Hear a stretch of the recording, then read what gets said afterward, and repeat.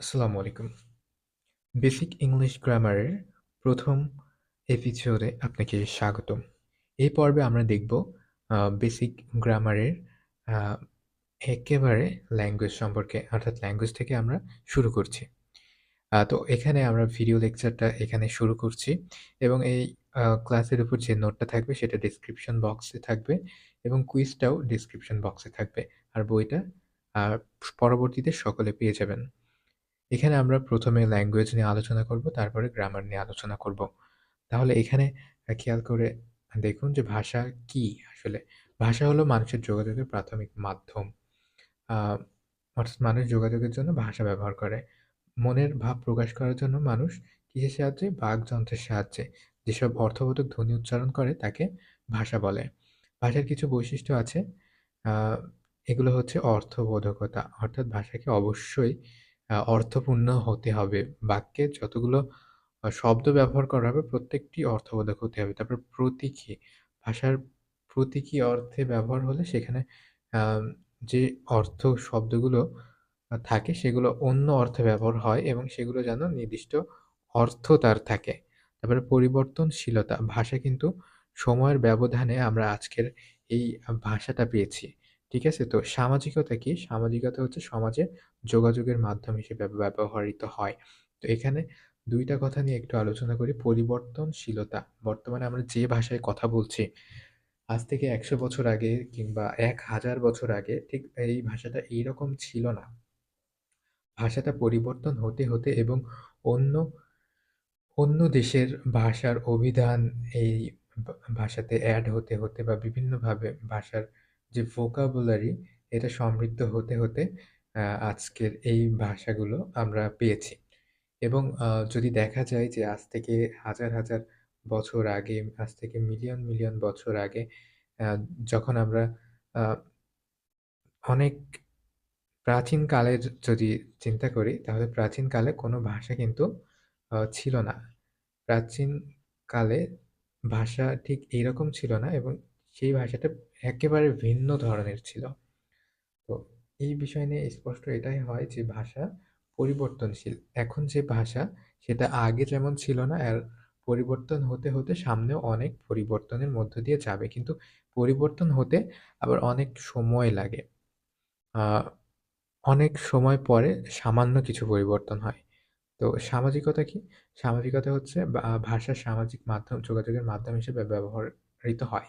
তো একটা সমাজের ভাষা আরেকটা সমাজে আ কিন্তু সেভাবে বোধগম্য হবে না বা হয় না। কারণ ভাষার সামাজিকতা একটা সমাজের জন্য ভাষা একরকম। একে বলা হয় আঞ্চলিক ভাষা। আ এবং একটা জনগোষ্ঠীর ভাষা অন্য জনগোষ্ঠীর ভাষা থেকে আলাদা হতে পারে। তো ভাষা আবার ২ ধরনের। একটা হচ্ছে লিখিত ভাষা হতে পারে, আরেকটা হচ্ছে মৌখিক ভাষা হতে পারে। তো লিখিত ভাষা হচ্ছে লেখার ভাষাকে লিখে প্রকাশ করার জন্য এবং মৌখিক ভাষা হচ্ছে আ বাকযন্ত্রের সাহায্যে উচ্চারণের জন্য। মৌখিক ভাষা হচ্ছে বাকযন্ত্রের সাহায্যে উচ্চারিত।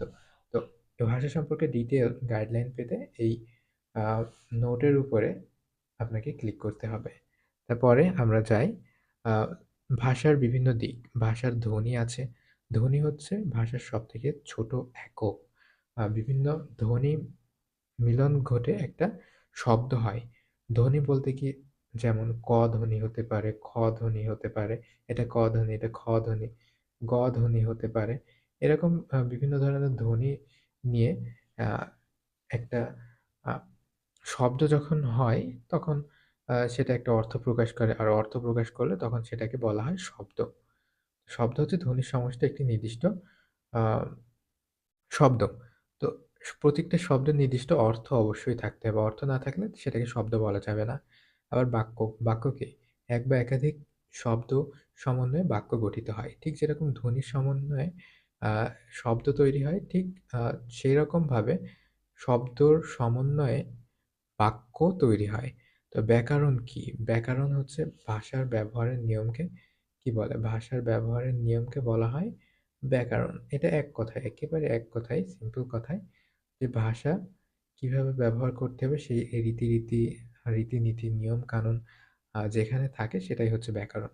ব্যাকরণের মাধ্যমে আমরা শব্দ এবং বাক্যকে সঠিকভাবে ব্যবহার করতে শিখি। তো এটাই হচ্ছে ব্যাকরণ এক কথায়। ব্যাকরণের মাধ্যমে আমরা শব্দকে কিভাবে ব্যবহার করব, আমরা বাক্যকে কিভাবে ব্যবহার করব, আমরা ভাষাকে কিভাবে ব্যবহার করব, তার নিয়ম, কানুন, রীতিনীতি সবকিছু ব্যাকরণের আলোচ্য বিষয়।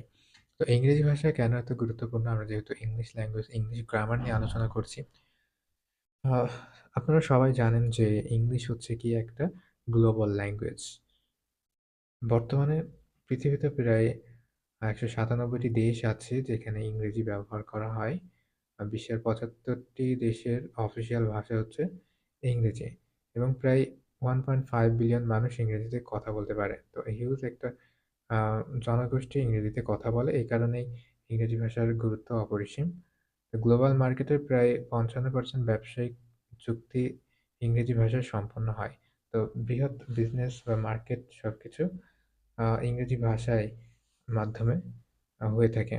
যে ডিলগুলা হয়ে থাকে। তো প্রতি বছর ৪০ লাখেরও বেশি ইংরেজি ভাষায় কনটেন্ট অনলাইনে প্রকাশিত হয়।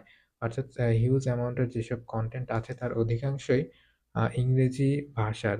তো অ্যাক্সেস নিতে হলে ওই জ্ঞানের ভান্ডারের অ্যাক্সেস নিতে হলে আমাদের ইংরেজি জানার বিকল্প নেই।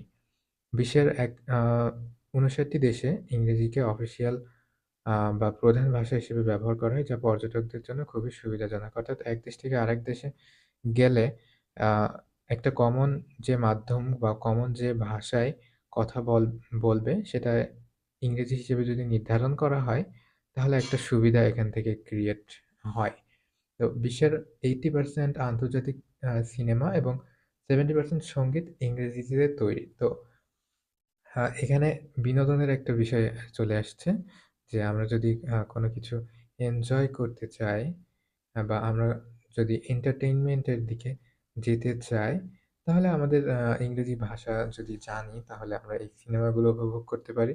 ঠিক তেমনইভাবে এই সংগীতগুলো কিন্তু উপভোগ করতে পারি। তো এজন্য আরেকবার রিক্যাপ করে দিই যে কেন বেশি গুরুত্বপূর্ণ। এখানে আমরা দেখছি যে বিশ্বের প্রায় সকল দেশে ইংরেজি প্রচলিত আছে। অফিসিয়াল ভাবে হোক কিংবা পর্যটকদের জন্য হোক, এটা অনেক বেশি সুবিধাজনক সকলের জন্য জানা। তো 90% এর বেশি হচ্ছে ইংরেজি মাধ্যমে পড়াশোনা করে। তো এখানে আ একটা এডুকেশনের সুযোগ আসছে যেটা শুধুমাত্র ইংরেজিতে। তো যে হায়ার আম এডুকেশনের যে ব্যবস্থাগুলো আছে সবগুলো কিন্তু ইংরেজিতে। তো গ্লোবাল মার্কেটের 55% ব্যবসায়িক চুক্তি কিন্তু ইংরেজিতে হয়। তো একটা হিউজ পরিমাণ একটা বিজনেস ডিপেন্ড করছে কিন্তু এই ইংরেজি ভাষার উপরে বা ইংরেজি ভাষা না জানলে বা এর ব্যবহার না করতে পারলে অনেক আ বড় কিন্তু পিছিয়ে থাকার সম্ভাবনা কিন্তু এখানে থেকে যায়। তো এইজন্য ইংরেজি ভাষার গুরুত্ব অপরিসীম। আর সবথেকে বেশি ইম্পোর্টেন্স আমার কাছে এখন যেটা মনে হয় সেটা হচ্ছে আ ইংরেজি ভাষায় যে অনলাইনে যে কনটেন্ট আছে, ভিডিও হোক কিংবা আর্টিকেল হোক, যাই আছে না কেন, সবকিছুর অ্যাক্সেস এই জ্ঞানের ভান্ডারের যে অ্যাক্সেসটা পেতে হলে ইংরেজি ভাষা জানার বিকল্প নেই। ইংরেজি ভাষা জানার মাধ্যমে অনেক কিছু শেখা যাবে এবং যার জ্ঞানের ভান্ডার বা যার তথ্যের ভান্ডার যত সমৃদ্ধ সে তত শক্তিশালী। সুতরাং বুঝতেই পারছেন যে ইংরেজি ভাষার গুরুত্ব কতটা বেশি। তো এই ভাষা নিয়ে আমাদের এই পর্যন্তই আলোচনা। আগামীতে আমরা গ্রামার বা ব্যাকরণ নিয়ে আলোচনা করব। ধন্যবাদ সবাইকে।